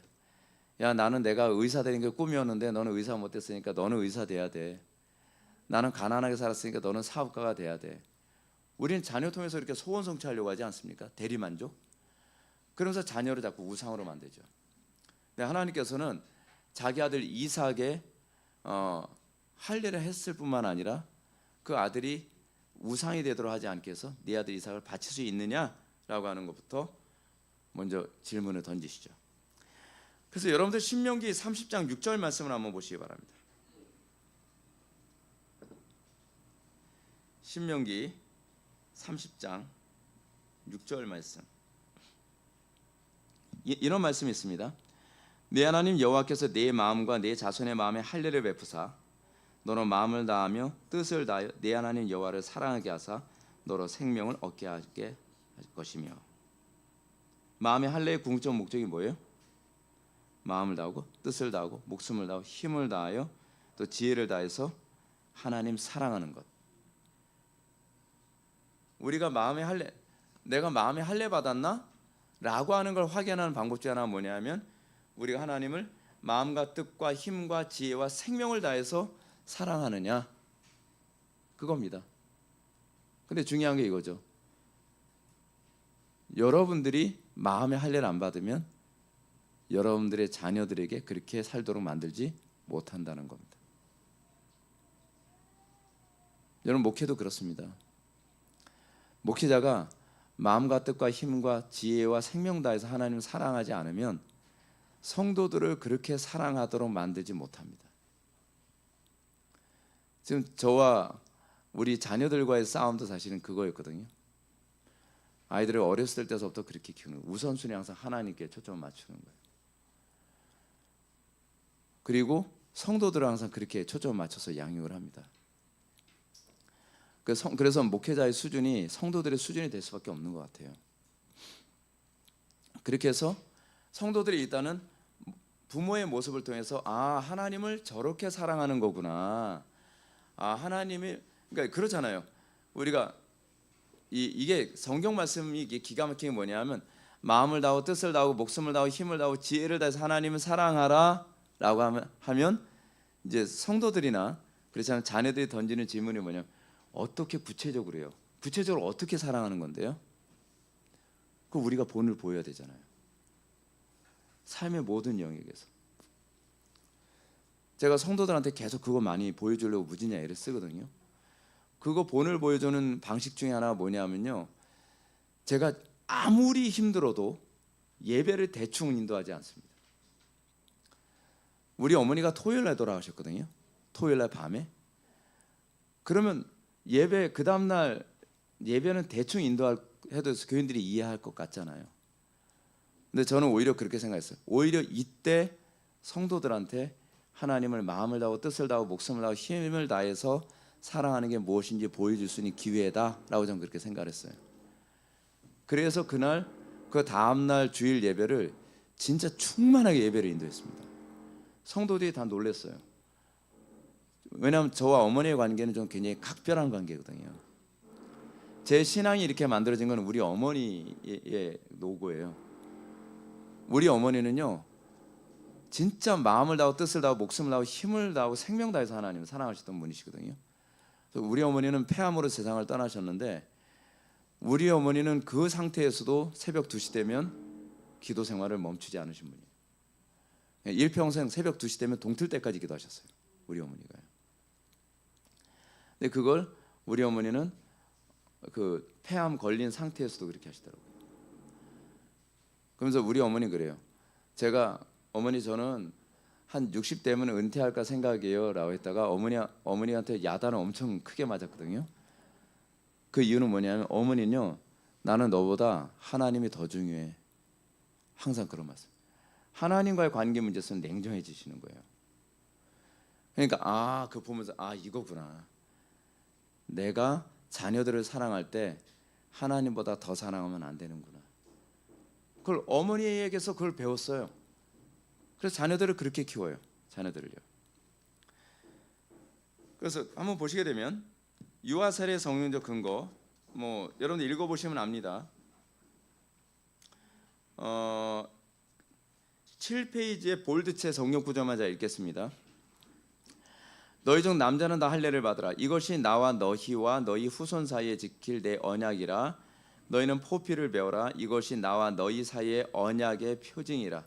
언약의 표징, 표징이라고 하는 말이 히브리어로 오트라고 하는 히브리어를 사용하거든요. 근데 이 오트가 뭐냐면요, 약속이 이루어진다는 것에 대한 실질적 증거예요. 그래서 성경에서 그 오트, 표징으로 나타난 것이 뭐냐면 무지개. 이제 그런 게 다 오트입니다. 오트. 근데 그 오트를 어디에다 사용하냐면 할례에 사용하죠. 그러니까 무지개가 나타난다는 건 뭐를 의미해요? 물로 이제 심판이 없겠구나라고 하는 걸 우리가 확신할 수 있는 근거잖아요. 자, 여기서 구원 확신의 교리가 여기서 나옵니다. 확신이 어디서 나와요? 표징을 확인할 때 확신해요. 그게 오트예요.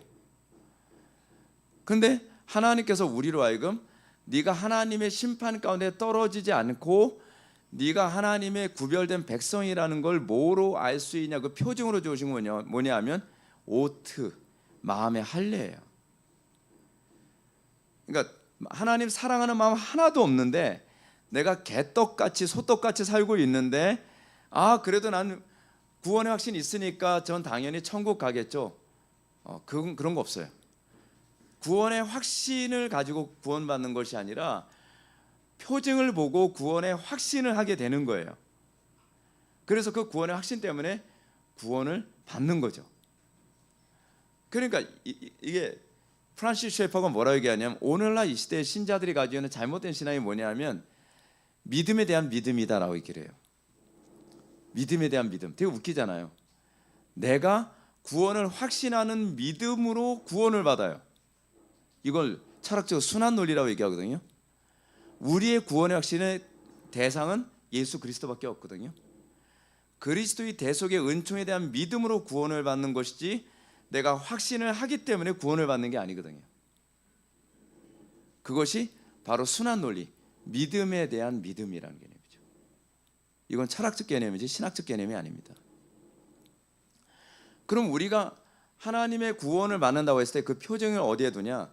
내가 마음을 다하여 뜻을 다하고 목숨을 다하여 힘을 다해서 하나님을 사랑하는 마음이 내 마음에 들어왔다는 것. 그럼 뭐예요? 그게 바로 마음의 할례가 임한 거예요. 나 마음의 할례가 임했네. 근데 그 마음의 할례가 다 임하고 나면 그 다음에 어떻게 해요? 자녀들에게 그 마음의 할례를 받도록 하는 거죠. 그러면서 여기서 보면 범주가 어디까지 되나 한번 보시죠. 너희 대대로 모든 남자는 집에서 난 자나 또는 너희 자손이 아니라 이방 사람에게서 돈으로 산 자를 막론하고 난지 8일 만에 할례를 받을 것이라. 너희 집에서 난 자든지 너희 돈으로 산 자든지 할례를 받아야 하리니 이에 내 언약이 너희 살에 있어 너희 영원한 언약이 되려니와 할례를 받지 않은 남자 곧 그 포피를 베지 않은 자는 백성 중에서 끊어지니리. 어떤 사람이 백성에서 끊어져요? 포피를 베지 않은 사람, 마음에 할례 받지 않은 사람 백성에서 끊어지는 거예요. 그러니까 민족적인 개념에서도 그러니까 그 남자가 포피를 베지 않으면 할례의 표징이 없으면 그 사람 이스라엘인이 아닌 거죠. 하나님 백성이 아닌 거예요. 영적으로도 동일하다는 거죠. 영적으로도 마음속에 마음에 할례 받은 증거가 없으면 하나님의 백성에서 끊어지는 거예요. 이 얘기 어디 나오죠? 신약에서요? 신약에 어디 나올까요? 갈라디아서 6장에 나오죠. 갈라디아서 6장에서 이런 얘기가 나옵니다. 제가 갈라디아서 6장만 제가 한번 읽어드릴게요. 제가 성경책을 제가 가져왔어야 되는데 제가 성경책을 안 가져오고 제가 스마트폰 가져온 게 좀 약간 좀 아쉽네요. 제가 일부러 성경책을 잘 안 가져다녀요. 왜냐하면 제 성경책이 이게 보물이거든요. 제가 요거 팁 하나 가르쳐 드릴게요. 저는요 제 성경책에다가 제 묵상한 거, 제가 깨달은 거, 제가 신학적인 부분들을 헬라어고 히브리어고 뭐 다 기록을 해놔요. 그래서 제가 노트 성경을 제가 사용하거든요. 이거 잊어버리면 큰일 나요. 저는요. 이유가 뭐냐면 제가 두 권을 만들었거든요. 한 권은 작은 아들한테 주고 한 권은 큰 아들한테 물려주려고요. 그러면 아이들이 그 성경책 물려받고 나서 아빠가 세상을 떠나도 성경책 읽을 때마다 아빠는 이렇게 생각하셨구나. 아빠는 아빠 글씨체가 이렇구나. 아빠는 이 부분에서 이렇게 하셨구나. 제가 깨달은 제가 조명되어진 부분마다 다 기록했기 때문에 애들이 성경을 읽을 때마다 제 신앙이 다 전수가 되는 거예요. 제가 물려줘야 돼요 이 책을. 잃어버리면 곤란해요 이걸요.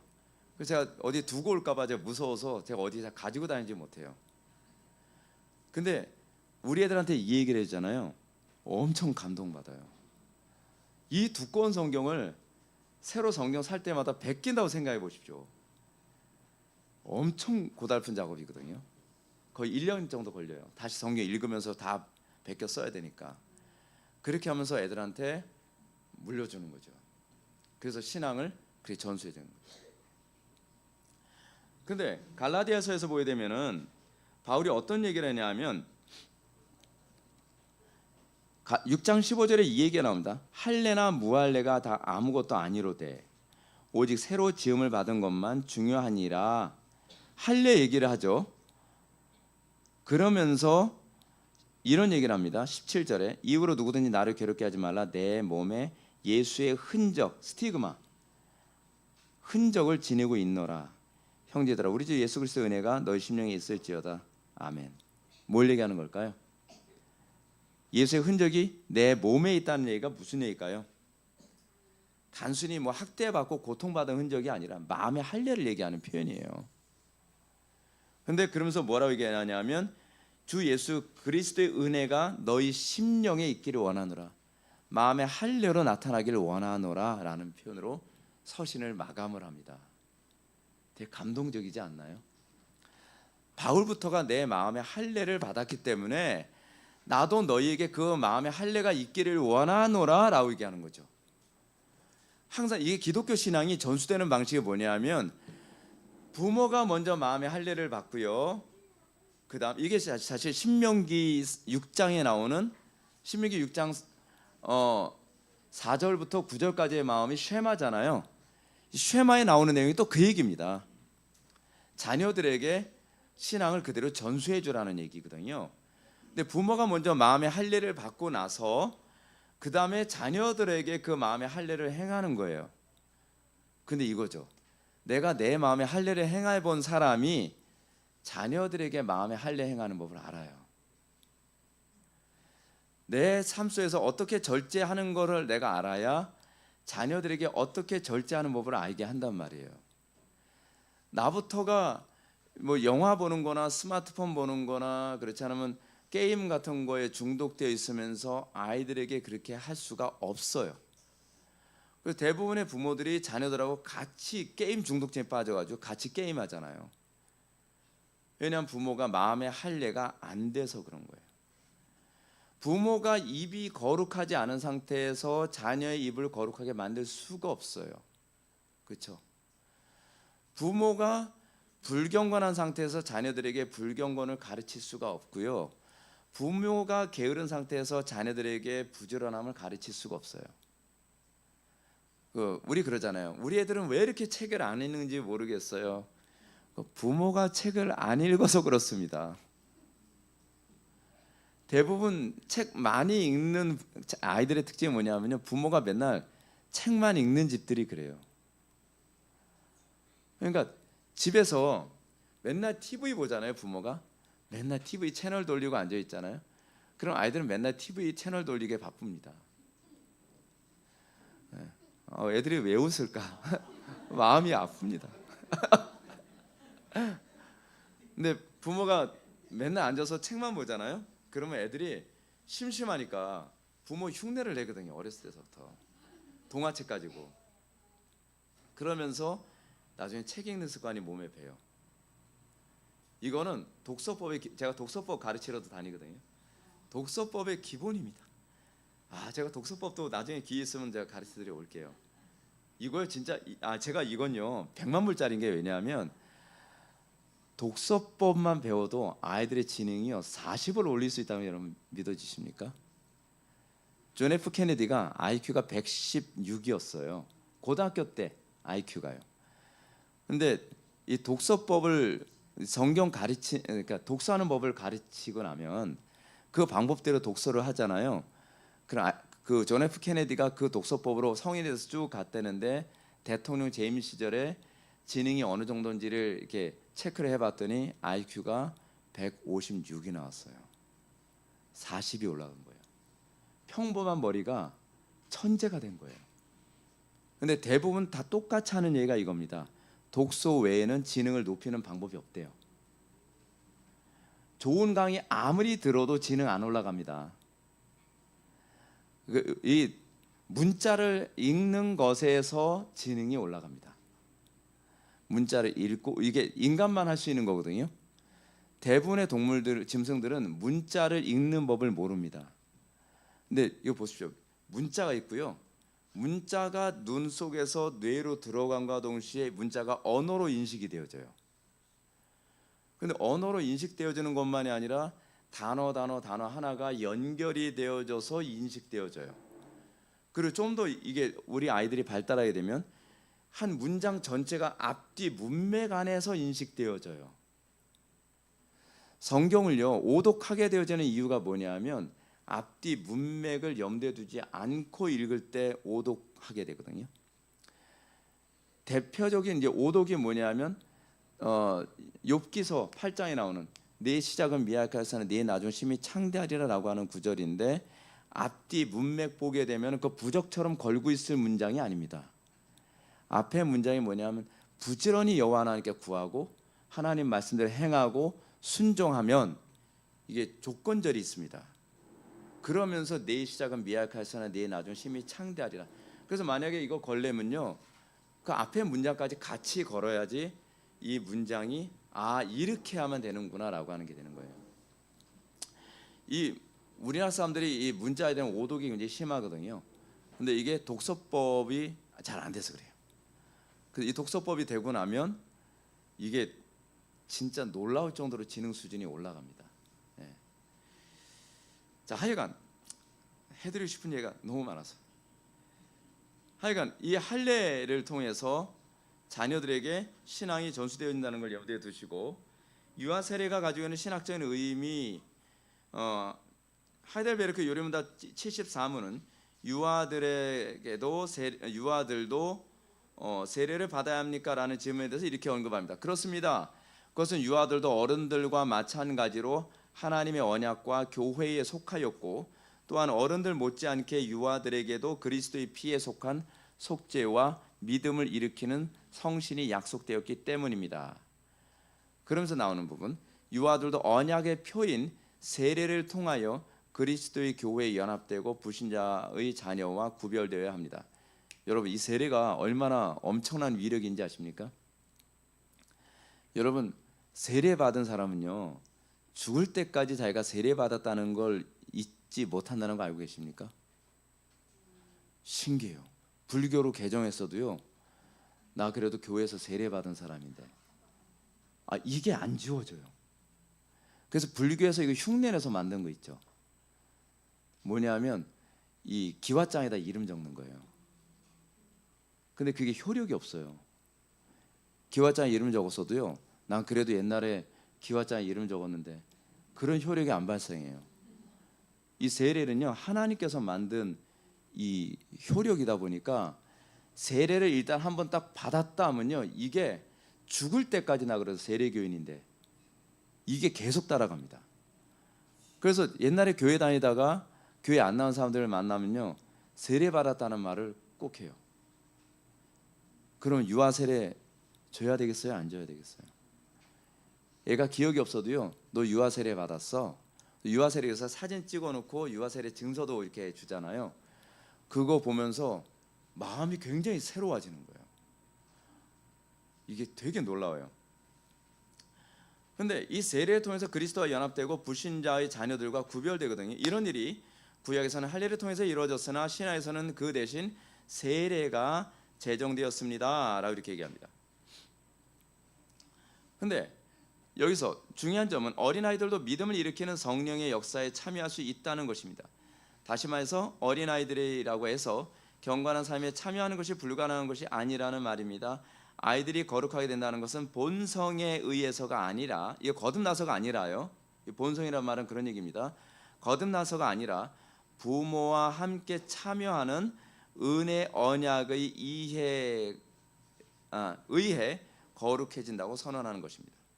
이 도르트 신조 1자에 나오는 건데 따라서 아이들로 하여금 은혜 언약인 주의 계명을 지키도록 부지런히 가르치고 언약 공동체에 떨어져 나가지 않도록 기도해야 합니다.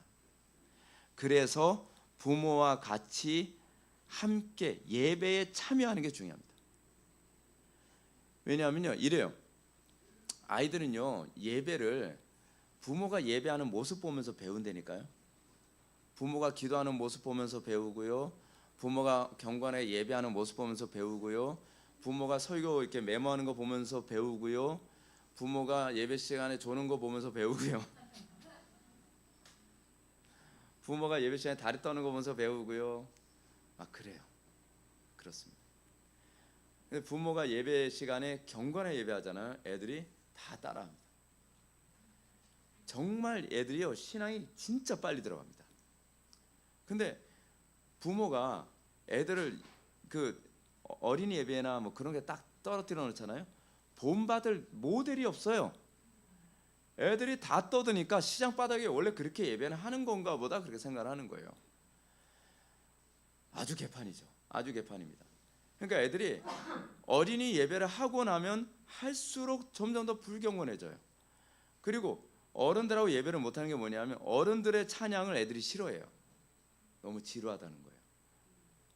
그리고 어른들처럼 저렇게 하는 예배에 집중하는 걸 지루해서 못 견뎌하는 거예요. 근데 이거를 우리 교회는 예배 시간이 2시간이거든요. 2시간 동안 애들이 꼬박 앉아서 예배해요. 아기 때서부터 훈련하거든요. 아기 때서부터. 아기 때서도 훈련하는데요. 그 아기 때 얼마나 훈련을 해야 애들이 예배 시간에 조용히 울지 않고 앉았을 것 같습니까? 한 달도 안 걸립니다. 한 달에 해봐야 한 4주? 4주잖아요. 그래서 요걸 만든 거예요. 부모들이 어떻게 교육을 해야 될지 모르겠다 그래서 그럼 내가 매뉴얼을 만들자 해가지고 예배 매뉴얼을 만든 거예요. 그리고 요거는 이제 예배 순서에 대한 매뉴얼이고요. 좀 더 이제 요거를 업그레이드 해가지고 나중에 제가 시간이 진짜 없거든요.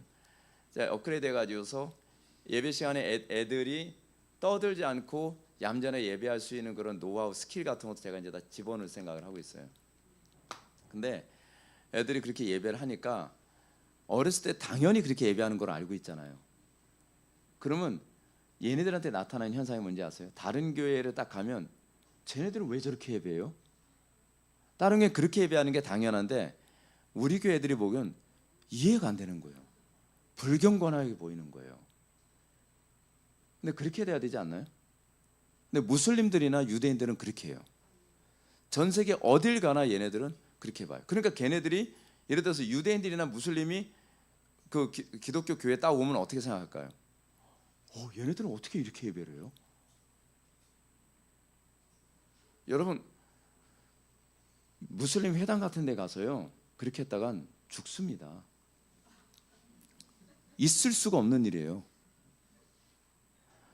하다못해 무슬림들은요 서울대학교에서 있었던 일인데 수업 시간에 자기 기도 시간 되니까 그 자리에서 소리 내가면서 막 기도하는 거예요.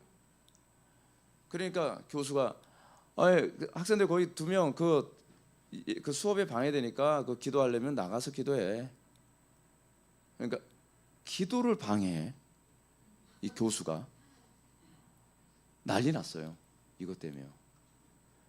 그래서 그 교수가 이 문제 때문에 얼마나 애를 먹었는지 모른다는 거예요. 무슬림들이 막 정치적으로 공격을 하고 막 그래가지고서요.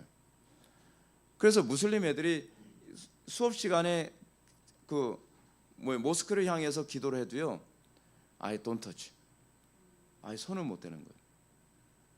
근데 이런 애들하고 우리의 믿음의 경쟁을 해야 되는데 이렇게 지금 한국 교회 흐리멍덩하게 해서 안 되죠. 예.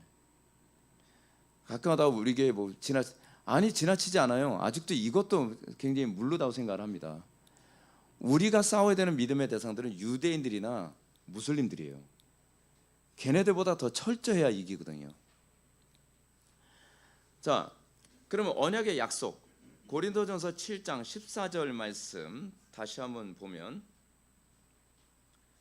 고린도전서 7장 14절에서 뭐라고 얘기를 하고 있는가?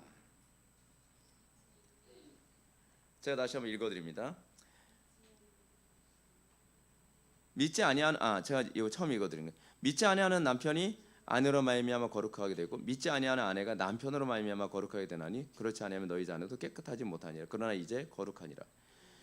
여러분 이거 보게 되면은 부모에 의해서 자녀들이 거룩해진다고 얘기합니다. 성경 어디에도요 교사에 의해서 애들이 거룩해진다는 말이 없습니다. 또 목회자에 의해서 애들이 거룩해진다는 말이 없습니다.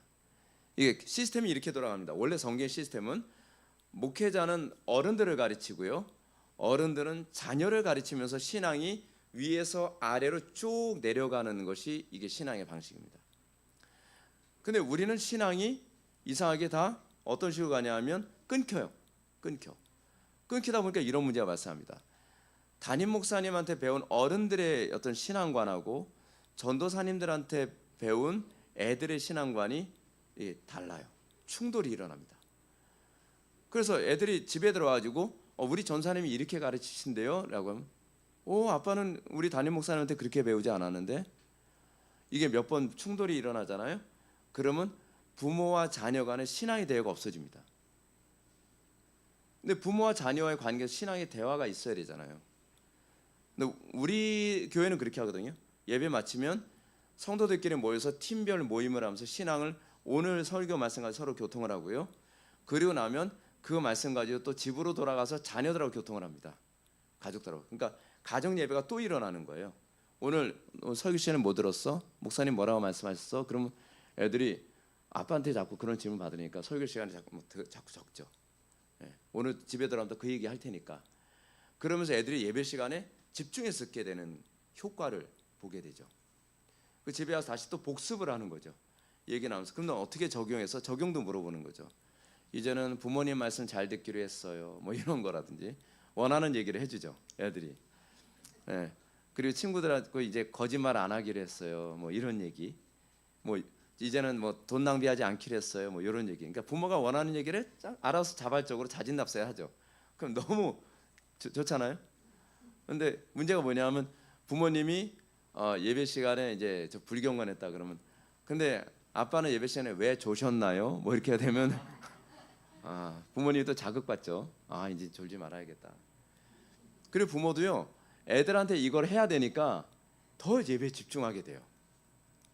그리고 묵상하게 되고 아이들하고 교류하게 되고, 또 남편과 아내가 서로 이 부분에 관해서 또 대화하면서 신앙에 또 교류가 있게 되고요. 그렇게 하면서 다 하나가 되어져가는 그런 유대관계 맺어지죠.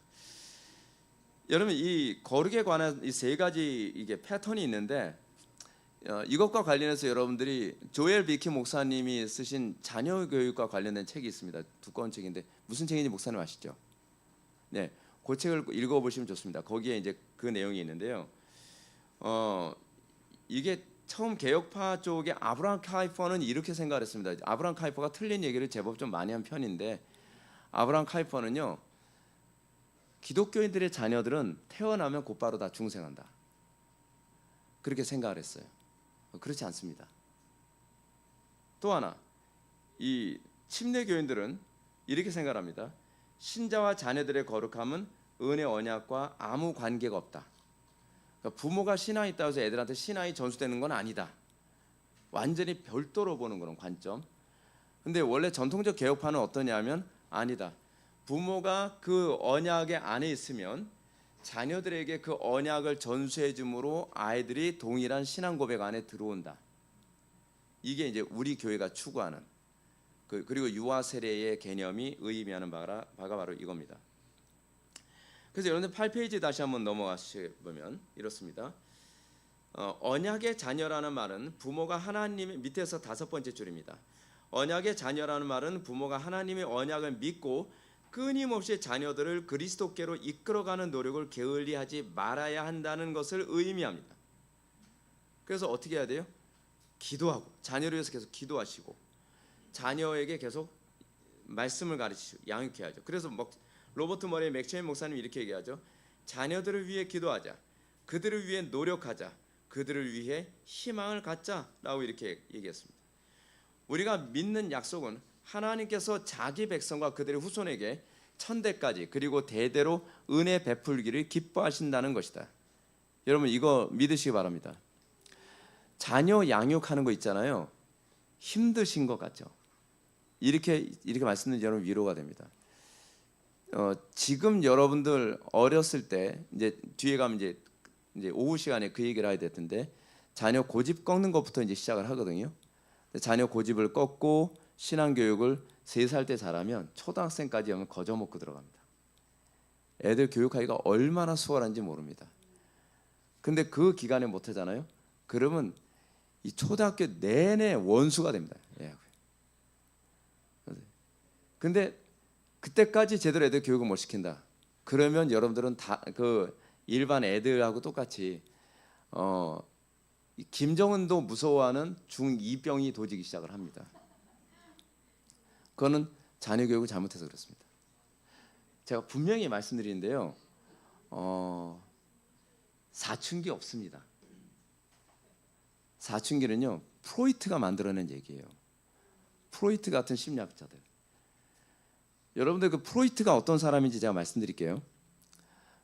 프로이트는요, 이 계몽주의 시대에서 낭만주의 시대로 딱 접어들어가면서 완전히 사람들이 이성에 대해서 실망을 하게 되면서요, 이 낭만주의로 넘어가게 되거든요. 낭만주의로 넘어가면서 일어났던 일이 1968년에 68혁명이라는 것이 프랑스에서 일어나게 됩니다. 그러면서 거기에 그 낭만주의의 영향을 받은 그 68혁명은 프로이트에게 영향을 받은 거였는데, 프로이트가 사실은 뭐를 계속 추구했냐면 소아성애, 동성애 이런 것을 캠페인했던 사람이에요. 프로이트 이론이 거기서부터 시작됩니다. 그러면서 프로이트가 그 이론을 어디서 끄집어 오냐면 그리스 로마 신화에서 끄집어 와요. 그래서 프로이트 이론에 보게 되면 그리스 로마 신화에 관한 내용들이 되게 많이 들어가잖아요. 오이디푸스 컴플렉스라든지 뭐 이런 것들이 다 그거잖아요. 에로스 이론들. 그러면서 있지도 않은 그런 이상한 이론들을 계속 만들어내는데, 그러면서 나온 것 중에 뭐냐면 이거죠. 원래 사춘기라는 게 있어. 없거든요. 근데 사춘기라는 게 있다 그러면 어떤 문제가 발생하냐면 애들이 이유 없는 반항하고 뭐 질풍노도 어쩌고 저쩌고 그러잖아요. 그거를 해결하려고 드는 것이 아니라 원래 이때는 그런 거야. 방치시켜 놓게 되죠. 손을 못 쓰게 만들어 버린 거예요. 그런 식으로 나오는 이론들이 굉장히 많은 거 아십니까? 있지도 않은 용어들이 계속 만들어지는데, 그 중에 하나가 비렐름 라이히라고 하는 네오 막시스트가 있거든요. 그 사람이 만들어낸 이론 중에 하나가 바로 오르가즘 이론이에요. 오르가즘 그런 거 없습니다. 근데 오르가즘이라고 하는 것은 여성 해방과 관련해서, 페미니즘과 관련해서 나온 표현이거든요. 여자들이 어떤 해방되려면 오르가즘을 느껴야 된다라고 하는 것을 통해서 이게 정치적 그 이슈로 연결시켜서 만들어진 용어가 그런 용어예요. 우리는 그거 학교에서 배우니까 당연히 원래 있는 용어인 줄 알잖아요. 옛날에 그런 용어 없었습니다. 사춘기 그런 거 없습니다. 실제로 성경적으로 애들 양육해 보잖아요. 사춘기가 없어요. 우리 교회 애들은 사춘기가 없습니다. 그러니까 우리 교회 애들이 사춘기가 있다는 걸 우리 애들은 믿지가 않아요. 왜냐하면 애들이 그런 일이 없으니까요. 그냥 어떤 이런 건 있어요. 나이가 들면 이게 애들이 2차 성징이라는 거 있잖아요. 2차 성징은 당연히 있어요. 신체적 변화가 있으니까. 근데 그 신체적 변화는 애들한테 어느 정도 가르쳐 주면 되는 건데, 인격적으로 막 나가도 된다고 하는 근거는 없어요. 근데 그런 교육을 부모들이, 여러분들 대학 다니면서 프로이트의 아동 발달 심리학을 아마 배운 분들이 되게 많을 겁니다. 저도 신학교에서 배웠거든요. 신학교에서 아동 발달 심리학을 배웠어요. 사춘기 상담 이론 같은 거, 그런 거 배워가면서요. 근데 그거 다 새빨간 거짓말입니다. 무슨 뭐 구강기가 있고 뭐 학문기가 있고 뭐 성기가 있고 뭐 그런 거. 여러분 거기서 기반해서 동성애의 논리적 근거가 나와요. 여러분 68혁명에서의 구호가 뭐였는지 아십니까? 프로이트의 이론을 기반해서 나온 거였는데, 68혁명의 구호는 뭐냐면 소아성애 합법화해달라는 거였어요. 끔찍하죠. 근데 그게 프로이트가 만들어낸 작품입니다. 근데 우리는 프로이트의 이론이 당연히 맞는 줄 알잖아요. 하여간 제가 하던 얘기 다시 돌아갈게요. 여러분들 우리가 하나님의 말씀대로 양육하면 아이들이 믿음으로 견고하게 큰다는 걸 믿어야만 합니다. 그리고 우리는 주의 교훈과 훈계로 양육을 하면 아이들이요 사춘기라는 게 없이 지나갑니다. 정말 행복하게 이 10대를 보내게 되거든요. 근데 문제는 뭐냐면 여러분들이 생각하는 것처럼 믿음이 잘 안 들어간다는 거죠. 근데 믿음 들어가는 건 하나님 주권입니다. 그건 우리가 인내해야 되는 것이고요. 하나님의 언약을 믿고 끊임없이 아이들로 하여금 말씀과 기도로 양육을 해야만 합니다. 분명한 사실은 이렇습니다. 하나님께서 자기를 존중하는 자를 존중하신다는 사실입니다.